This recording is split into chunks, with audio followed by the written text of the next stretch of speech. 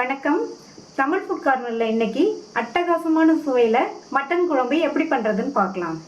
1/2 kilo மட்டனை cut பண்ணி 2-3 தடவை வாஷ் பண்ணி எடுத்து வச்சுருக்கேன். இந்த கடாயில் 1 டேபிள் ஸ்பூன் எண்ணெய் சேர்த்துருக்கேன். எண்ணெய் சூடானதும் அதில் 1 டீஸ்பூன் சோம்பு, 2 சின்ன பீஸ் பட்டை, 4 கிராம்பு, 3 ஏலக்காய், அது கூட ஒரு 7-8 மிளகையும் சேர்த்து நல்லா எல்லாத்தையும் நல்லா பொரிய விட்டுறணும். அதுக்கப்புறமா இது கூட 150 கிராம் சின்ன வெங்காயத்தை கட் பண்ணி வச்சுருக்கேன். அதை சேர்த்துட்டு 2 நிமிஷத்துக்கு நல்லா எண்ணெயிலேயே வதக்கி விட்டுக்கோங்க. நான் சின்ன வெங்காயம் சேர்த்துருக்கேன், நல்ல டேஸ்ட்டாக இருக்கும். சப்போஸ் உங்கள்கிட்ட சின்ன வெங்காயம் இல்லைன்னா 2 மீடியம் சைஸ் பெரிய வெங்காயத்தை கட் பண்ணி சேர்த்துட்டு வதக்கிக்கோங்க. இந்த மாதிரி வெங்காயம் நல்லா சாஃப்டாக வதங்கினதுக்கப்புறமா இது கூட ஒரு மீடியம் சைஸ் தக்காளியை சேர்த்து,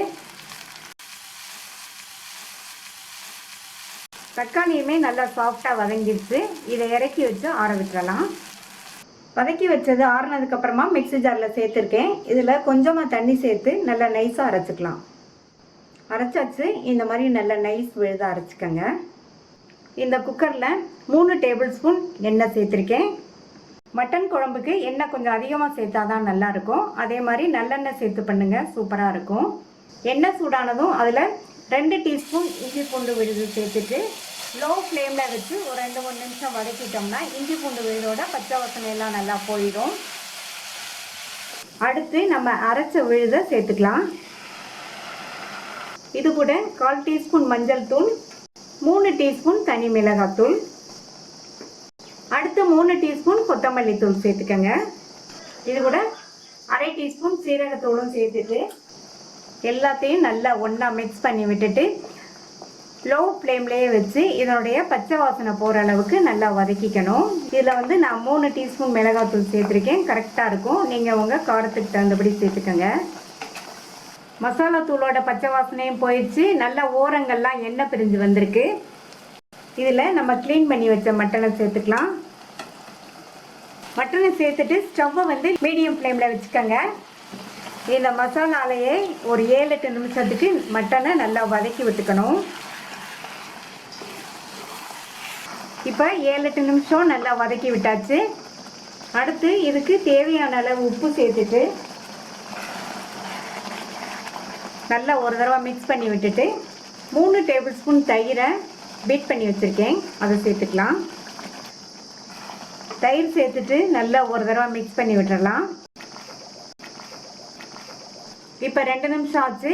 இதில் 1/2 டீஸ்பூன் கரம் மசாலா தூள் சேர்த்துட்டு நல்லா ஒரு தடவை கலந்து விட்டுட்டு தண்ணி சேர்த்துடலாம். நான் 1.25 கப் தண்ணி சேர்த்துருக்கேன். நம்ம குக்கரில் இந்த குழம்பு வைக்கிறதுனால இந்த அளவு தண்ணி கரெக்டாக இருக்கும். உங்களுக்கு குழம்பு இன்னும் லிக்விடாக வேணும்னா கூட கொஞ்சம் தண்ணி சேர்த்துக்கோங்க. இப்போ இதை நல்லா ஒரு தடவை கலந்து விட்டுட்டு மூடி போட்டுடலாம்.